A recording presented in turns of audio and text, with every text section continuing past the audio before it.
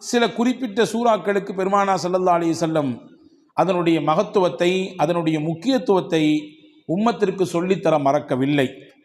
அதிலே முக்கியமான சூரா, முதன்மையான சூரா சூரா பக்கரா. பெருமானா ஸல்லல்லாஹு அலைஹி வஸல்லம் அவர்கள் சொன்னார்கள், திருக்குரானிலேயே மிக நீளமான சூரா.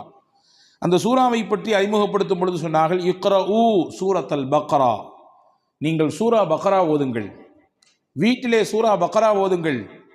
ஃபஇன்ன அஹ்தஹா பரக்கா, எந்த வீட்டில் சூரா பக்கரா ஓதப்படுமோ அந்த வீட்டுக்கு அல்லாஹ் பரக்கத்தை கொடுப்பான். அதை எடுத்துக்கொண்டவர், சூரா பக்கராவை ஓதக்கூடியவர் பரக்கத்தான பெருவாழ்வு வாழ்வார். வ தர்குஹா ஹஸ்ரா, அதை ஓதாமல் விட்டு விடுபவர் உள்ளபடியே அதனுடைய அருளும் அதனுடைய மகத்துவமும் தெரிந்ததற்கு பிறகும் அதை தொடாமல் இருக்கக்கூடியவர், அதற்கு ஓதுவதற்கான என்ன முயற்சியையும் எடுக்காமல் இருக்கக்கூடியவர் உள்ளபடியே கை செய்தத்திற்குரியவர் தான் என்று பெருமானா ஸல்லல்லாஹு அலைஹி வஸல்லம் அடையாளப்படுத்தினார்கள். இப்போ சூரா பக்கரா ஓதுங்கன்னு சொல்லி விடலை, அதை ஓதுறதுனால பரக்கத் கிடைக்கும் என்று பெருமானா ஸல்லல்லாஹு அலைஹி வஸல்லம் சொல்வதின் வழியாக பரக்கத் நம் வாழ்க்கைக்கு எவ்வளவு முக்கியமானது என்பதை சொல்லித் தருகிறார்கள். எனவே தான் மக்காவிலிருந்து மதீனாவுக்கு ரசூலுல்லாஹ் வருகிறார்கள். ஹிஜ்ரத் என்ற பயணத்தின் ஊடாக மக்காவில் ஏகதேசம் வாழ்வின் 80% கழிந்து போனது. மிச்சம் இருக்கக்கூடிய 20% அந்த வாழ்க்கையினுடைய காலகட்டம் மதீனாவிலே அல்லாஹ் ஏற்பாடு செய்திருந்தான். ஹிஜ்ரத் என்ற பயணத்தின் வழியாக மதீனாவுக்கு வந்தார்கள். வந்த உடனே ஒரு துவா செய்தார்கள். மதீனா மண்ணுக்கு வந்தவுடன் ஒரு துவா செய்தார்கள். என்ன துவா கேட்டிருப்பார்கள் நினைக்கிறோம்? இங்கே எங்களுக்கு வாழ்வதற்கான இடத்தை கொடு, எங்களுக்கான அரசியல் சூழலை சரியாக்கி கொடு, எதிரிகளின் அச்சத்தை குறைத்து கொடு என்றெல்லாம் கேட்டார்களா? என்ன கேட்டார்கள்? ஹதீஸிலே வருகிறது, அல்லாஹும்ம ஜஅல் பில் மதீனத்தி லிஃபை மா ஜஅல்த பில் மக்கா மினல் பரக்கா. யா அல்லாஹ், உன்னுடைய ஆலயம் பைத்துல்லா இருக்கக்கூடிய மக்காவிற்கு எந்த பரக்கத்தை நீ கொடுத்திருக்கிறாயோ அதில் 2 பங்கை எனக்கு மதீனாவிலே கொடு என்று கேட்டார்கள். அங்கே இருக்கக்கூடிய பரக்கத்தில் 2 பங்கு இந்த மதீனாவுக்கு வேண்டும். பரக்கத்தோடு வாழுகிற வாழ்க்கையை எங்களுக்கு இங்கே ஏற்படுத்தித்தான் மக்காவில் தருவதை விட கூடுதலாக கொடு என்று பெருமானா ஸல்லல்லாஹு அலைஹி வஸல்லம் கேட்டிருப்பதாக நாம் ஹதீஸிலே பார்க்கிறோம். எனவேதான் ஒவ்வொரு நாளும் ஒவ்வொரு தொழுகையிலும் அல்லாஹ்விடத்திலே நாம் தெரிந்தோ தெரியாமலோ கேட்டுக்கொண்டே இருக்கிறோம் பரக்கத்தை. நாம் உணர்ந்திருக்கிறோமா? அத்தஹியாத்தினுடைய இருப்பிலே நாம் கேட்கிறோம் பரக்கத்தை. அல்லாஹும்ம பாரிக் அலா முஹம்மத் வ அலா ஆலி முஹம்மத் கமா பாரக்த அலா இப்ராஹிம். இறைவா, முகமது நபியின் மீதும் அவர்களுடைய குடும்பத்தினர் மீதும் நீ பரக்கச் செய்வாயாக, இப்ராஹிம் நபிக்கும் அவருடைய குடும்பத்திற்கும் எப்படி பரக்கச் செய்யதாயோ அதே போன்று என்று அல்லாஹ்விடத்திலே நபிகளை முன்வைத்து நாம் கேட்கிறோம். அவர்களுக்கு செய் என்றால் அதன் வழியாக எங்களுக்கும் கொடு என்ற அர்த்தம். இப்போ பரக்கத் என்பது வாழ்க்கையிலே தவிர்க்க முடியாத ஒன்று. பரக்கத்தான வாழ்க்கையை தான் நாம் எல்லோருமே ஆசைப்படுகிறோம். அந்த பரக்கத் நம்முடைய வாழ்க்கையில், நம்முடைய நிம்மதியில், நம்முடைய ஆரோக்கியத்தில், நம்முடைய தொழிலில், நாம் கை வைக்கக்கூடிய காரியங்களில் நிறைவாக கிடைக்கப் பெறும் பட்சத்திலே மன நிறைவான ஒரு வாழ்க்கையை நாம் அனுபவிப்பதாக நாம் உணரலாம். அதை பெறுவதற்கான வழிகள் என்ன என்பதை குறித்துத்தான் நாம் இங்கே பார்க்க போகிறோம் இந்த ஜும்மாவினுடைய உரையின் ஊடாக. அனஸ் இப்னு மாலிக் ரலியல்லாஹு அன்ஹு சஹாபாக்கள் ரொம்ப முக்கியமான சஹாபி. நபிகள் ஸல்லல்லாஹு அலைஹி வஸல்லம் அவர்களோடு சிறு வயதிலேயே அந்த தொடர்பை ஏற்படுத்தி கொண்ட உன்னதமான தோழர்களிலே ஒருவர். ரசூல் ஸல்லல்லாஹு அலைஹி வஸல்லம் மதீனாவுக்குள்ளே வரும்பொழுது எல்லாரும் கிஃப்ட் கொடுத்தாங்க ரசூலுல்லாஹ்க்கு. இந்த அம்மா அனஸ் ரலியல்லாஹுடைய தாயார், அவங்க பேர் உம்மு சுலைம் ரலியல்லாஹு தஆலா அன்ஹா. அந்த அம்மாட ரசூலுல்லாஹ் கொடுக்கறதுக்குன்னு பெருசாக ஒன்றும் இல்லை. 10 வயசு ஃபுல்லாக அனஸ் தான் இருந்தாங்க. அனஸ் ரலியல்லாஹு கையை பிடிச்சி கடகடன்னு எடுத்து கூட்டு போய் பெருமானா ஸல்லல்லாஹு அலைஹி வஸல்லம் கிட்ட ஒப்படைச்சிட்டு சொன்னாங்க, யா ரசூலுல்லாஹ் ஹாதிமுக்க அனஸ். எல்லாரும் கிஃப்ட் கொடுக்குறாங்க, என்கிட்ட கொடுக்கறதுக்கு இல்லை, என் புள்ள தான் இருக்காரு, இவரை கொடுத்துட்டேன் உங்களுக்கு. இவரை கொடுத்துட்டோன்னா என்ன பொருள்? இவர்தான் உங்களுக்கான ஊழியர், பணியாளர், நீங்கள் இடும் கட்டளையை செய்யக்கூடியவர். இவரை நீங்கள் வைத்து பயன்படுத்தி கொள்ளுங்கள். உங்களுக்கு பல விதங்களிலே இவர் பயன்பாட்டை கொடுப்பார். உங்களுடைய காரியங்களிலே இவரை வைத்து நீங்கள் வேலை வாங்கி கொள்ளுங்கள் என்று சொல்லிட்டு சொன்னாங்க, என் பிள்ளைய கொடுத்துட்டு நான் உங்கள்கிட்ட எதிர்பார்க்கிறது வேற ஒன்றும் இல்லை, அவருக்கு நீ துவா செய்யணும், நீங்கள் அவருக்காக வேண்டி துவா செய்ய வேண்டும். நான் கடந்த வார ஜும்மாவிலேயே சொன்னேன் இல்லையா, ஒருவர் துவா செய்யுங்கள் என்று சொல்லிவிட்டால் உடனடியாக நாம் என்ன செய்ய வேண்டும்? பாரக்கல்லா என்று துவா செய்து விட வேண்டும். பாரக்கல்லா என்று முதல் கட்டமாக துவா செய்து விட, அதற்கு பிறகு அவரை குறித்து ஞாபகம் வந்தால் அவர் எது குறித்து உண்டான துவாவை நம்மிடத்திலே முன்மொழிந்தார், எந்த சிக்கலுக்காக வேண்டி கேட்டிருக்காரு, எந்த பிரச்சனைக்காக வேண்டி கேட்டிருக்காரு என்று தனிப்பட்ட முறையில் நமக்கு நினைவு இருந்தால் அதை சொல்லி அல்லாஹ்விடத்தில் கேட்பது, இது மிக உயர்ந்த பண்புகளில் ஒன்று. அதனால் கிடைக்கக்கூடிய பலன் என்ன என்பதை கடந்த வார ஜும்மாவிலே நான் உங்களுக்கு ஞாபகப்படுத்தியிருக்கிறேன். இப்போ ஹஸரத் ரசூலுல்லாஹி ஸல்லல்லாஹு அலைஹி வஸல்லம் இடத்திலே உம்மு சுலைம் ரலியல்லாஹு தஆலா அன்ஹா தன்னுடைய பிள்ளையை ஒப்படைத்து விட்டு சொன்னார்கள், உதுஉ, இவருக்கு துவா செய்யுங்கள், அவ்வளவுதான், இவருக்கு நீங்கள் துவா செய்யுங்கள், அது மட்டும் போதும், வேற எதுவும் எனக்கு எதிர்பார்ப்பு இல்லை. உடனே ரசூலுல்லாஹ் துவா செஞ்சாங்க, அனஸ் ரலியல்லாஹு துவா செஞ்சாங்க. என்ன செஞ்சிருப்பாங்க? யா அல்லாஹ் நல்ல நீல ஆயிலை கொடு அல்லது நிறைய இவருக்கு என்றெல்லாம் கேட்பதற்கு முன்னால் பெருமானார் செய்த துவா, அல்லாஹும்ம பாரிக் ஃபி உம்ரி, யா அல்லாஹ் இவர் ஆயிலே நீ பரக்கச் செய்வாயாக, நீண்ட ஆயிலை கொடுப்பாயாகன்னு கேட்கல, இவர் ஆயில்ல நீ பரக்கச் செய்வாயாக. அல்லாஹும்ம பாரிக் ஃபி அவுலாதி, இவருக்கு நீ கொடுக்கக்கூடிய குழந்தை செல்வங்களிலே பரக்கச் செய்வாயாக. அடுத்து சொன்னாங்க, அல்லாஹும்ம பாரிக் லஹு ஃபீமா அதைத லஹு, இவருக்கு நீ என்னெல்லாம் கொடுக்கணும்னு நினைச்சிருக்கியோ எல்லாத்தையும் பரக்கத் செஞ்சிரு. இவர் ஆயில்ல பரக்கத் செஞ்சிரு, இவருடைய குழந்தை குட்டிகளில் பரக்கத் செஞ்சிரு, நீ என்னெல்லாம் இவருக்கு கொடுக்கணும்னு நினைச்சிருக்கியோ எல்லாத்திலும் நீ பரக்கத் செய்துவிடு என்று பெருமானார் ஸல்லல்லாஹு அலைஹி வஸல்லம் அவர்கள் துஆ செய்ததாக நாம் ஹதீஸில் பார்க்குறோம். நிறைய குடுன்னு கேட்கல, நீண்ட ஆயில நிறைய வயசு வாழணும் அப்படி கொடுன்னு ரசூலுல்லாஹ் கேட்கல, நீ கொடுப்பதில் நிறைந்த பரக்கத்தை கொடு என்று கேட்பதிலிருந்து நமக்கு புரிகிறது, வாழ்க்கையிலே நிறைய என்பதை விட பரக்கத்தான் முக்கியம். அதிகம் எண்ணிக்கை என்பதை விட குறைவாக இருந்தாலும் அதன் மூலம் கிடைக்கக்கூடிய பலன் பரக்கத்தாக இருக்க வேண்டும் என்பதுதான் முக்கியம் என்று நாம் இதிலிருந்து புரிந்து கொள்கிறோம். அந்த பரக்கத்தான வாழ்க்கையை பெறுவதற்கு ஒரு 8 அம்ச திட்டத்தை நான் இன்றைக்கு உங்களுக்கு நான் சொல்ல போகிறேன். 8 விதமான விஷயங்களை நாம் பின்பற்றுகிற பொழுது அல்லாஹுவின் பரக்கத்தை நம்மால் முழுமையாக அடைந்து கொள்ள முடியும். நம்பர் 1, முதலில் பரக்கத்தை பெறுவதற்கு நாம் என்ன முயற்சியை மேற்கொள்வது? 1, ரசூலுல்லாஹ் சொன்னாங்க, உங்களில் யார் வயசில் பெரியவங்களோ அவங்களில் நீங்கள் மரியாதை கொடுப்பதிலிருந்து உங்கள் காரியங்கள் அனைத்திலும் அவர்களை முன்னிலைப்படுத்துவதிலிருந்து அல்லாஹ் உங்களுக்கு பரக்கத்தை தருவான். வாப்பாக்கு வயசாயிடுச்சு, வீட்டில் மூத்தவங்க தான் இருந்தாலும் இந்த விஷயங்கள்லாம் அவங்களுக்கு அந்த அளவுக்கு பிடிபடாது, அதனால் சொல்லிக்கலாம், எல்லாம் முடிஞ்சு கடைசியிலே சொல்லிக்கலாம் என்பதல்ல. ஒரு கட்டத்தில் அவரும் வாலிபம், குழந்தை பேரு, தொழில், வியாபாரம் என்று எல்லாவற்றையும் கடந்துதான் வந்திருக்கிறார். இப்பொழுது அவருக்கு வயதான நிலை, வயோதிகம், அதனாலே அவரை ஒதுக்கி வைக்குதல், தள்ளி வைக்குதல் என்பதெல்லாம் இல்லை. என்ன விஷயம் செய்தாலும் பெரியவர்களுக்கான முன்னுரிமையை, முன்னிலைப்படுத்துதலை, அவர்களுக்கான மரியாதையை நீங்கள் நிறைவாக செய்யுங்கள். இதன் ஊடாக அல்லாஹ் உங்களுக்கு பரக்கத்தை தருவான். எந்த வீட்டில் பெரியவர்களுக்கு மரியாதை இருக்கிறதோ அந்த வீட்டிலே பரக்கத் இருக்கிறது என்று பொருள். எந்த வீட்டில் பெரியவர்கள் உதாசீனம் செய்யப்படுகிறார்களோ, வயதிலே மூத்தவர்கள் வேண்டா வெறுப்பாலோ அவர்கள் பராமரிக்கப்படுகிறார்களோ, அவர்களின் பேச்சுக்கும் அவர்களுடைய ஆலோசனைக்கும் முன்னுரிமை கொடுக்கப்படாமல் தள்ளி வைக்கப்படுகிறார்களோ, புரிந்து கொள்ளுங்கள், அங்கே பரக்கத் எடுபடுகிறது என்று பொருள். பெருமானார் ஸல்லல்லாஹு அலைஹி வஸல்லம் அவர்களுக்கு ஒரு நாள் ஒரு அன்பளிப்பு வந்தது. ஒரு கிண்ணம் நிறைய பால். ரசூலுல்லாஹ் பொதுவாகவே தனக்கு கிஃப்ட் வந்துச்சுன்னா தான் பயன்படுத்துவாங்க. சில நேரங்களில் பக்கத்தில் இருக்கிறவங்களுக்கு கொடுத்து அதை பயன்படுத்த துவங்குவாங்க. அன்னைக்கு பால் வந்திருக்கு. தபரானி ஷரீஃபில் இந்த ஹதீஸ் வருகிறது. ரசூலுல்லாஹ் உட்கார்ந்துருக்காங்க. அந்த சைடில் பார்த்தீங்கன்னா சையதுனா அபூபக்கர் ரலியல்லாஹு அன்ஹு, சையதுனா உமர் ரலியல்லாஹு அன்ஹு, மூத்த சஹாபாக்கள், இஸ்லாத்தில் மிகப்பெரிய பங்களிப்பு ஆற்றியவர்கள், நபியோடு தங்கள் வாழ்க்கை முழுவதையும் அர்ப்பணித்த ஒரு உன்னதமான சஹாபாக்கள் 2 பேர் இருக்கிறாங்க. மதீனாவில் நடந்த நிகழ்ச்சி இது. இந்த பால் கிண்ணம் வந்த உடனே ஸல்லல்லாஹு அலைஹி வஸல்லம் இந்த பக்கத்தில் இருந்த சையதுனா அபூ உபைதா ரலியல்லாஹு அன்ஹு என்ற ஒரு சஹாபி, அவங்க கையில் கொடுத்தாங்க. குடிங்க அபூ உபைதான்னு சொன்னாங்க. அபூ உபைதா ரலியல்லாஹு அன்ஹு கையில் பாலை வாங்கிட்டு ரசூலுல்லாஹையும் பார்க்குறாங்க, பக்கத்தில் இருக்கக்கூடிய அபூபக்கர் நாயகத்தையும் பார்க்குறாங்க, உமர் நாயகத்தையும் பார்க்குறாங்க.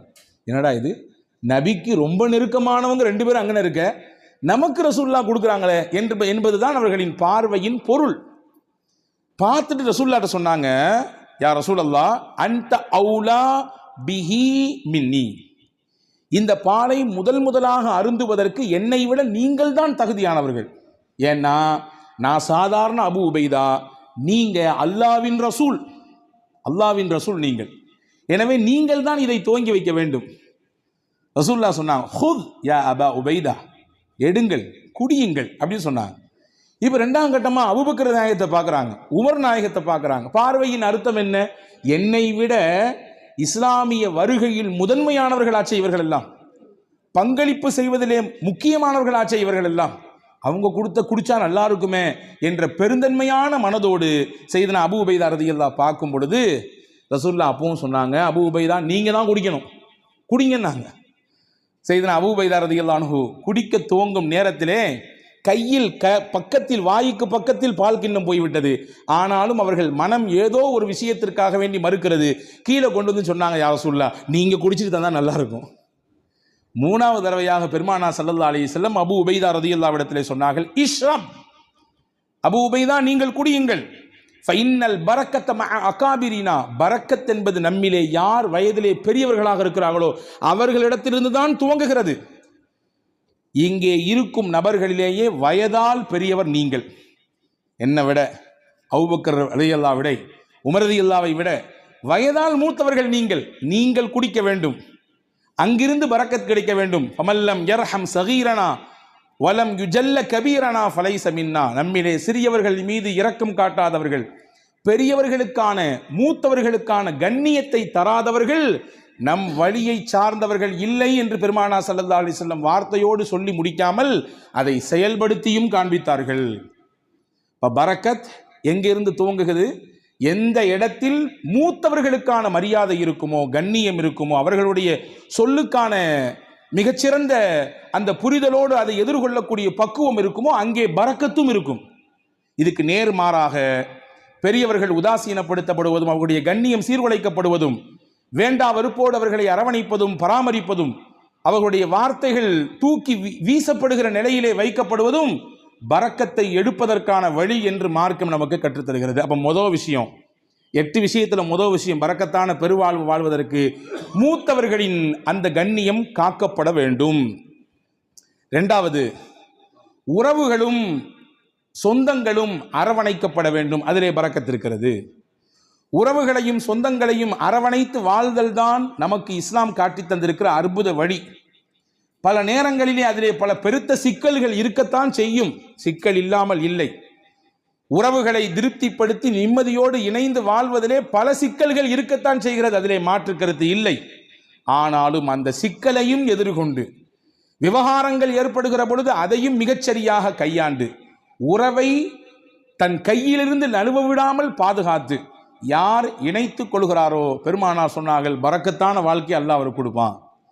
ரசூலுல்லாஹ்வுடைய ஹதீஸ் வந்திருக்கிறது. அனஸ் பின் மாலிக் ரலியல்லாஹு அறிவிக்கிறார்கள், மன் ஹப்ப அன் யுப்ஸத லஹு ஃபீ ரிஸ்கி, அல்லாஹ் இவருக்கு தரக்கூடிய ரிஸ்கிலே யாருக்கு நல்ல விசாலம் கிடைக்க வேண்டும் என்று ஆசைப்படுகிறாரோ, விசாலமான ரிஸ்க், அதாவது பரக்கத்தான ரிஸ்க் கிடைக்கும் யார் ஆசைப்படுறாரோ, நீண்ட ஆயுள் கிடைக்க வேண்டும் என்று யார் விருப்பப்படுகிறார்களோ, ஃபல் யஸில் ரஹ்மா, தன் சொந்தங்களையும் உறவுகளையும் அவர் அரவணைத்துக் கொள்ளட்டும், அதன் வழியாக அல்லாஹ் பரக்கத்தை தருவான்.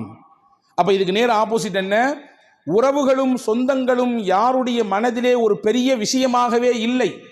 நான் நன்றாக இருக்கிறேன், என் குடும்பம், என் மனைவி, என் பிள்ளைகள் எல்லாம் சிறப்பாக இருக்கிறோம், அண்ணன் எப்படி போனால் நமக்கு என்ன, மாமா எப்படி போனால் நமக்கு என்ன, உறவுகள் எப்படி போனால் நமக்கு என்ன என்கின்ற உணர்வு எங்கே வருகிறதோ அங்கே பரக்கத்தை எல்லாம் எடுத்து விடுவான். உங்களுக்கு ஒன்று தெரியுமா? 2 நபிமார்கள் சேர்ந்து துவா செய்தார்கள். ஒன்று மூசா அலைஹிஸ்ஸலாம், இன்னொன்று அவர்களுடைய சகோதரர் ஹாரூன் அலைஹிஸ்ஸலாம். யாருக்கு எதிராக துவா செஞ்சாங்க தெரியுமா? ஃபிரௌன் என்கின்ற சர்வாதிகாரிக்கு எதிராக துவா செஞ்சாங்க. உச்சபட்சமான சர்வாதிகாரத்தினுடைய உச்சாணி கொம்பில் இருந்து ஆட்டம் போட்டவன், ஆடியவன் ஃபிரௌன். அவனுக்கு எதிராக அந்த 2 நபிமார்களும் துவா செய்கிறாங்க. அந்த 2 நபியில் ஒன்று ரசூல், மூசா அலைஹிஸ்ஸலாம் ரசூலும் கட்டப்பட்டவங்க, உலுல் அஸ்முல கட்டுப்பட்டவங்க. 5 நபர்கள் உல் அஸ்மு, அதாவது உறுதிமிக்க மனம் மிக்கவர்கள் என்று குர்ஆன் சொல்கிறது 5 நபிமார்களே. அந்த 5 நபிமார்களில் ஒன்று செய்தனா மூசா அலைஹிஸ்ஸலாம். ரசூல் அல்லாஹுவோடு நேரடியாக பேசுவதற்குரிய வாய்ப்பை பெற்றவர்கள் செய்தனா மூசா அலைஹிஸ்ஸலாம். தனிச்சிறப்பு போய்கிட்டே இருக்கிறது. மூசா அலைஹிஸ்ஸலாம் பற்றி தனியாக ஒரு ஜும்மா பேசணும், அவ்வளவு இருக்குது செய்தி. அந்த மூசா நபியும் ஹாரூன் அலைஹிஸ்ஸலாமும் துவா செய்கிறாங்க ஃபிரௌன் என்ற கொடியவனுக்கு, சர்வாதிகாரிக்கு எதிராக. ஆனால் அவர்கள் செய்த துவா 40 வருஷத்துக்கு பிறகுதான் பதிலே கொடுக்கப்பட்டது. துவா செஞ்சு முடிச்சு 40 வருஷத்துக்கு பின்னாடி தான் ஃபிரௌனுக்கு அழிவு வந்தது. ஃபிரௌன் நைலிலே மூழ்கினான். ஏன் இந்த 40 ஆண்டு கால தாமதம்? நமக்கு இயல்பாக கேள்வி எழும். ஒரு நபி கேட்கிற துவா, நீங்களோ நானோ கேட்கிற துவாவே நாளைக்கு உடனடியாக கபூலாக வேண்டும் என்று நினைக்கும் பொழுது, அல்லாஹ்வின் உயர்ந்த நெருக்கத்தை பட்ட 2 நபிமார்கள் கேட்கிற துவாவை 40 ஆண்டு காலம் தள்ளி போட்டான் அல்லாஹ். அதிலே பல காரணங்கள் இருக்கிறது. அதிலே முக்கியமான ஒரு காரணம் என்ன தெரியுமா? ஃபிரௌனிடத்திலே ஒரு நல்ல பண்பு இருந்ததாம். தன் உறவுகளை அவன் எப்பொழுதுமே சேர்த்து வைத்துக் கொள்வான். அவர்களுக்கானதை கொடுத்து கொண்டே இருப்பான், அவர்களை பராமரித்துக் கொண்டே இருப்பான்.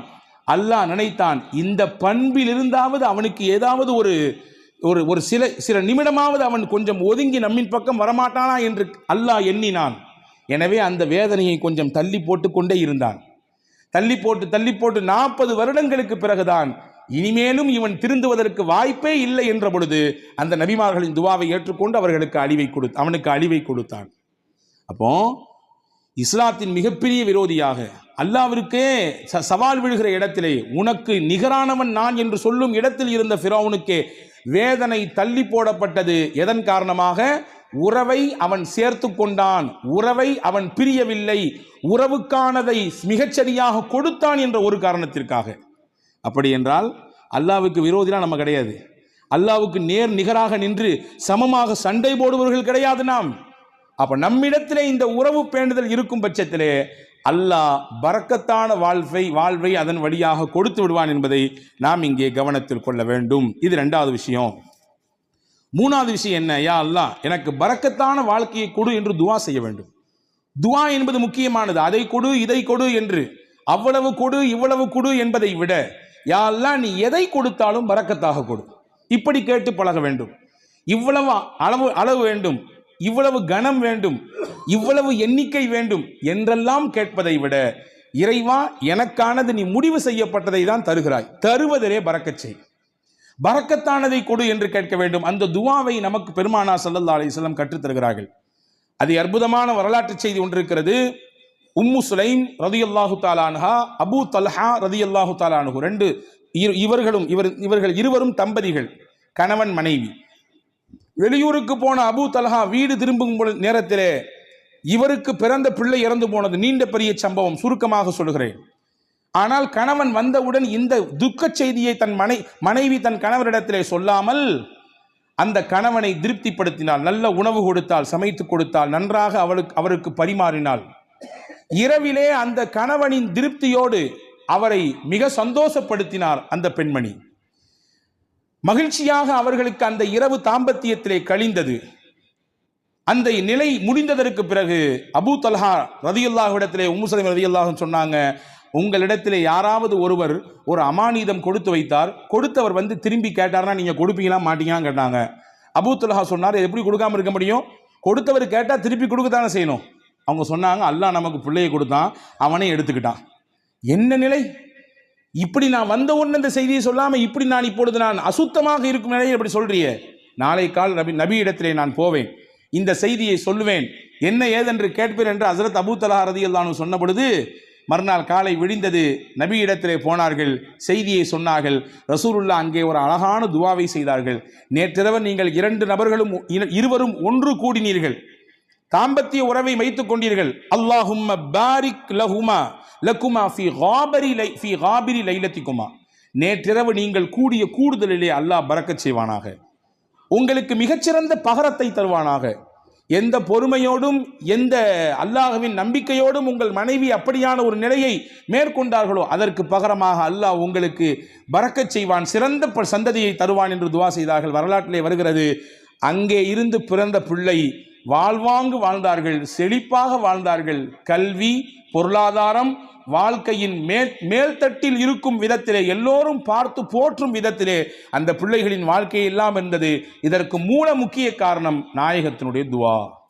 இப்போ துவா செய்யணும், யா அல்லாஹ் நீ கொடுப்பதிலே எங்களுக்கு பரக்கச் செய்வாயாக, என்ன கொடுத்தாலும் பரக்கத்தாக கொடுப்பாயாக என்று துவா செய்ய வேண்டும். இது பரக்கத்தான வாழ்க்கைக்கான 3வது அம்சம். 4வது அம்சம் என்ன? நம்மிடத்தில் எது இருக்கிறதோ அதை பகிர்ந்து கொள்ள வேண்டும். பகிர்தலிலே பரக்கத் இருக்கிறது.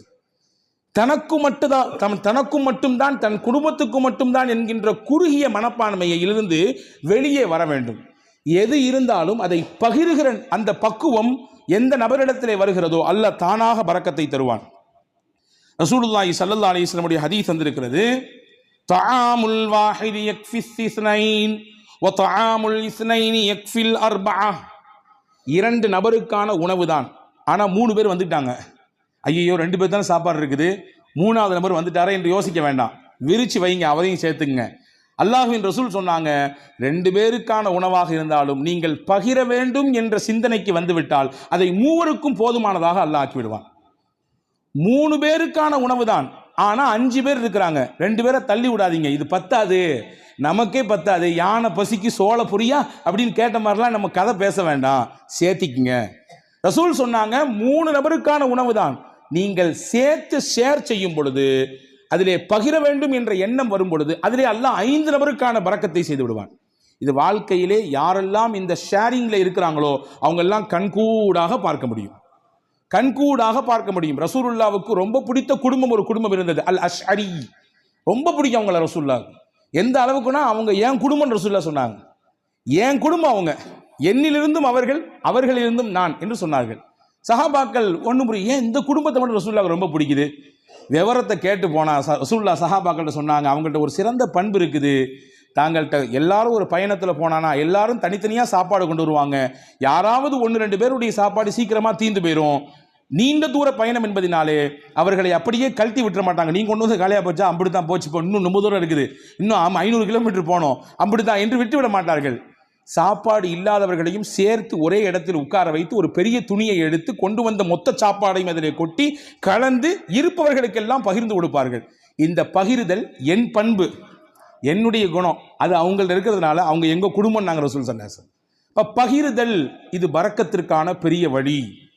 நம்மிலே எது இருக்கிறதோ அதை பகிர்ந்து கொள்வது, குடிப்பதற்கு இவ்வளவுதான் நீர், அதை பகிர்ந்து கொள்வது, உணவு இவ்வளவுதான் இந்த இடத்திற்கான விஷயம், பகிர்ந்து கொள்வது. எனக்கு மட்டும் வேணும், என் குடும்பத்துக்கு மட்டும் வேணும் என்று முன் தயாரிப்பு செய்து முன்னால் எடுத்து வைப்பதை விட இருப்பதை கொண்டு பகிர்வதனால் அல்லாஹ் பரக்கத்தை தருவான். இது 4வது வழி. 5வது பரக்கத்துக்கான முக்கியமான வழி, இன்னைக்கு நம்மள பல பேர் மறந்துவிட்ட விஷயம், சாப்பிடும் பொழுது எல்லாரும் சேர்ந்து உட்கார்ந்து சாப்பிடுங்க. நாங்கள் சொல்லலாம், எல்லாரும் சேர்ந்து உட்கார்ந்து சாப்பிடுங்க, தனித்தனியாக சாப்பிடாதீங்க. ஆனால் இன்னைக்கு காலப்போக்கில் வேக உலகத்தில் இருக்கிறோம் நாம், அதனாலே பல விஷயங்களை இழந்து விட்டோம். ஆனால் நம் முன்னோர்கள், நம்முடைய தாய் தகப்பன், நம் தாதி எல்லாம் நம்முடைய வீடுகளிலே சேர்ந்து தான் உட்கார்ந்து சாப்பிடுகிற வழக்கத்தை சொல்லி தந்திருக்கிறார்கள். இன்னைக்கு வரையே சில ஊர்களிலே கலன் சாப்பாடு என்று ஒன்று இருக்கிறது, ஒரே பிளேட்ல உட்கார்ந்து மொத்தமாக சாப்பிடுறது, ஒரே பிளேட்ல உட்கார்ந்து 4 பேர் 5 பேர், இதுவெல்லாம் நிகழ்ச்சிகளுக்கு என்பதை தாண்டி சாதாரணமாக இயல்பாக அன்றாட சாப்பாடு அப்படி சாப்பிடுகிற பழக்கம் இன்னைக்கும் சில ஊர்களிலே இருக்கிறது. ஆனால் கால ஓட்டத்தில் அதெல்லாம் நம்ம விட்டுட்டோம். ஒரே வீட்டில் இருக்கிறோம், 5 பேர் தான் இருக்கிறோம், 5 பேரும் 5 டயத்தில் சாப்பிட்றோம். சஹாபாக்கள் வந்து ரசூலுல்லாஹ்ட்ட ஒரு நாள் சொன்னாங்க, யா ரசூலல்லாஹ் இன்னா நாக்குலு வலா நஷ்பஉ, நிறைய சாப்பிட்றோம், வயிறே நிறைய மாட்டேங்குது, என்ன செய்யறதுன்னு கேட்டாங்க. சஹாபாக்கள் ரசூலுல்லாஹ் கேட்டாங்க, அன்தும் தாக்குலூன ததஃபர்ரகூன், எல்லாருமே தனித்தனியாக சாப்பிட்ற மாதிரி தெரியுது, ஆமாவான்னு கேட்டாங்க. எல்லாரும் வீட்டில் சேர்ந்து சாப்பிட்றீங்களா, தனித்தனியாக சாப்பிட்றீங்களா? இல்லை, தனித்தனியாக சாப்பிட்றோம். ரசூல் சொன்னாங்க, இஜ்மாஉ அலா துஆமிக்கும் வذ்குரு ஸ்மல்லாஹி அலைஹி யுபாரக் லக்கும் ஃபீஹா. 2 விஷயத்தை செய்யுங்க சாப்பிடும் பொழுது, எல்லாரும் சேர்ந்து சாப்பிடுங்க, முடிந்த அளவுக்கு சேர்ந்து சாப்பிடுங்கள். சேர்ந்து சாப்பிடுவதற்கு ஒரு நாளில் ஒரு வக்து தான் முடியும், இந்த நேரத்தில் மட்டும்தான் எங்களால் சேர்ந்து சாப்பிட இயலும், காலை அல்லது இரவு அல்லது மதியம், அந்த ஒரு நேரத்தில் எல்லாரும் சேர்ந்து உட்காருங்கள். குடும்பத்தோடு சேர்ந்து உட்கார்ந்துட்டு சாப்பிட்றதுக்கு முன்னாடி பிஸ்மில்லா என்று சொல்லுங்கள். நீங்க கை தொட்டு கேளுங்க, நானும் என் நெஞ்சத்தில் கை தொட்டு கேட்கிறேன். அன்பர்களே, எத்தனை குடும்பத்திலே எல்லாரும் சேர்ந்து உட்கார்ந்து பிஸ்மில்லாஹிர் ரஹ்மானிர் ரஹீம் என்று சத்தம் போட்டு சொல்லி நாம் அந்த சாப்பாட்டிலே கையெடுத்து வைக்கிறோம். மலேசியா போன்ற பெருநகரங்களிலே அல்லாஹ் பரக்கத்தை கொட்டுகிறான், அது தனிப்பட்ட விஷயம். நான் அங்கே இருக்கக்கூடிய ஒரு சிறப்பு அம்சத்தை சொல்லுகிறேன். சாப்பிடும் பொழுது குடும்பத்தில் உட்கார்ந்து விட்டால் உடனடியாக யாரும் உணவிலே கை வைக்க மாட்டார்கள், எல்லாரும் உட்காரணும். உட்கார்ந்த உடனே அந்த வீட்டில் இருக்கக்கூடிய பெரியவர் சொல்லுவார், பிஸ்மில்லாஹிர் ரஹ்மானிர் ரஹீம் ஆரம்பிங்கம்பார். அதுக்கு பின்னால் தான் சாப்பிடவே துவங்குவார்கள். எனக்கு என்னவோ தெரியவில்லை, அந்த வார்த்தையை அவர்கள் முழுவதுமாக பின்பற்றுவதானோ என்னவோ அல்லாஹ் பரக்கத்தை கொட்டென்று கொட்டுகிறார், பல ரூம்களில் தர்றான். எனவே உணவின் சமயத்திலே நாம் சேர்ந்து சாப்பிடுவது பரக்கத்திற்கான முக்கியமான வழி. இது 5வது விஷயம். 6வது விஷயம் என்ன? ரசூலுல்லாஹ் சொன்னாங்க, உங்க வீட்டுக்குள்ள போகும்போது சலாம் சொல்லிட்டு போங்க, சலாம் சொல்லிட்டு வெளியே வாங்க, இது பரக்கத்தை உங்க வீட்டுக்கு தரும்னாங்க ரசூலுல்லாஹ். ஹஸரத் ரசூலுல்லாஹ் சொன்னாங்க, 3 விஷயம் அல்லாஹ்வுடைய பொறுப்பு, அல்லாஹ்வுடைய கண்ட்ரோல்ல வந்துருது. அதிலே ஒன்று மன் தஹல பைத்தஹு வஸல்லம ஃபஹுவ லாமினுன் அலல்லாஹ். யார் வீட்டுக்கு நுழையும் பொழுது சலாம் சொல்லிட்டு போறாரோ அவர் அல்லாஹ்வுடைய கஸ்டடியில் வந்துடுறாரு, அல்லாஹ்வுடைய நேரடி பார்வையில் வந்துடுறாரு. அவருக்கானதை அல்லாஹ் கொடுத்து விடுவான். ஹதீஸ்ல இப்படி ஒரு வார்த்தை வருது, இன் ஆஷ ருஸிக வ குஃபிய. அவர் வாழ்ந்தால் மனநிறைவான வாழ்க்கையை வாழ்வார். வ இன் மாத்த அதுஹலகுல் ஜன்னா. இதை அப்படி கண்டினியூவா ஃபாலோ பண்ணாருன்னு சொன்னா 3 விஷயம் சொன்னாங்க. அந்த 3ல ஒன்று தான் நான் சொல்லியிருக்கேன். 2 தேவைப்படுறவங்க தனியாக வந்து கேளுங்க. அந்த 3ல் 3 விஷயத்தை யார் பின்பற்றுகிறாரோ வாழ்ந்தால் போதுமான வாழ்க்கையை அல்லாஹ் அவருக்கு தருவான். 2வது, அவர் மௌத்தாகி விட்டால் அல்லாஹ் நேரடியாக சொர்க்கத்தை கொடுப்பான். அதுல ஒன்று தான் வீட்டுக்கு போகும்போது சலாம் சொல்லிட்டு போறது. உங்க வீட்டுக்கு அல்லாஹ் பரக்கத்தை தருவான். பரக்கத்தான வாழ்க்கையை உங்களால் வாழ முடியும் என்பதை ரசூலுல்லாஹ் சொன்னார்கள். இது 6வது விஷயம். 7வது விஷயம் என்ன? அல்லாஹ் எதை நமக்கு அளந்திருக்கிறானோ அல்ஹம்துலில்லாஹ். போதும் என்ற மனமே பொன் செய்யும் மருந்து நான் தமிழ்ல இல்லையா? இன்னைக்கு அதுதான் நம்மள்ட்ட இல்லை. இருக்கு, வேணும் வேணும் வேணும். எப்போ வரை வேணும்? மௌத்தை சந்திக்கிற வரையும், இஸ்ராயிலை பார்க்கிற வரையும் வேணும், அந்த நிமிஷம் வரையும் வேணும். அன்பர்களே, எது கிடைக்கிறதோ அது குறைவோ அதிகமோ அல்ஹம்துலில்லாஹ் என்று சொல்ல பழக வேண்டும். அப்படியான பழக்கம் இருக்கிறது. நீங்கள் சொல்லும் வார்த்தை அது அல்லாஹ்விற்கு பிடித்து போனால் அல்லாஹ் அதிலே பரக்கத் செய்து விடுவான். எப்படிங்க இருக்கிறீங்க? நீ யார்ட்டையா கேளுங்க, என்னத்தை போகுது, மூட்டி வலி, முதுகு வலி, அங்கிட்டு வலி, இங்கிட்டு வலி, மருத்துவ செலவு, அப்படி இப்படி ஒரு பெரிய லிஸ்ட். நல்லா இருக்கிறன்றதுக்கு நிறைய பாயிண்ட்ஸ் இருக்கும். அதை நம்மள பல பேர் சொல்றதே இல்லை. ஆனா அல்லாஹ்வின் ரசூல் சொன்னாங்க, உங்களுக்கு அல்லாஹ் என்ன கொடுத்திருக்கானோ அதுல எது நலவு இருக்கிறதோ அதை நீங்கள் சொல்லி பழகுங்கள், அல்ஹம்துலில்லாஹ் என்று சொல்லுங்கள், அல்லாஹ் பரக்கத்தை தருவான். அப்போ போதும் என்கின்ற மனம் இது பரக்கத்தை பெற்று தருவதற்கான 7வது வழி. 8வது முக்கியமான வழி, பயபக்தி மிக்க வாழ்க்கையை நாம் வாழ்வதற்கு பழகி கொள்ள வேண்டும். தக்குவாமிக்க வாழ்க்கையை நம்முடைய தொழிலில், நாம் சந்திக்கும் நபர்களில், நாம் பேசும் பேச்சில், நாம் பார்க்கும் பார்வையில், நாம் நடக்கும் நடையில், உடையில், பாவனையில், அனைத்திலும் அல்லாஹ் ஒருத்தர் நம்மளை பார்த்துக்கிட்டு இருக்கான்னு சிந்தனையில் வாழணும். அந்த சிந்தனை நம்மள பல பேருக்கு பல சமயங்களில் போறதுனால தான் பாவத்தில் போய் விழுந்துடுறோம். ரசூல் சொன்னாங்க, யாருக்கு இந்த தக்குவாமிக்க வாழ்க்கையை வாழ வேண்டும் என்ற பிரியம் வந்து விடுகிறதோ, பரக்காத்தின் மின சமாய் வல்லர், வான பூமியில் என்ன பரக்கத்து இருக்கோ எல்லாத்தையும் அல்லாஹ் கொண்டு வந்து கொட்டிடுவான். வான பூமியில் என்னென்ன பரக்கத்துகள் எல்லாம் உண்டோ மொத்தத்தையும் கொண்டு வந்து அவர்களின் காலுக்கு கீழே கொட்டி விடுவான் என்று பெருமானார் ஸல்லல்லாஹு அலைஹி வஸல்லமுக்கு அல்லாஹ் சொன்னான். அப்போ இந்த 8 காரியங்களும் பரக்கத்தான செழிப்பான வாழ்க்கையை வாழ்வதற்கான வழிகள் என்று மார்க்கம் அழகாக கற்றுத்தருகிறது. வல்ல அல்லாஹ் அப்படிப்பட்ட மிகச்சிறந்த புரிதல் மிக்க வாழ்க்கையை வாழுகிற தௌஃபீக்கை அல்லாஹ் உங்களுக்கும் எனக்கும் எல்லா மக்களுக்கும் தந்தல் புரிவானாக. அல்லாஹ் எதை நமக்கு தருகிறானோ அதில் நிறைந்த பரக்கத்தையும் அருளையும் தருவானாக. என்னென்ன நெருக்கடிகள் எல்லாம் நம் வாழ்க்கையிலே நமக்கு உண்டோ அத்துணை நெருக்கடிகளையும் அல்லாஹ் நீக்கி தருவானாக.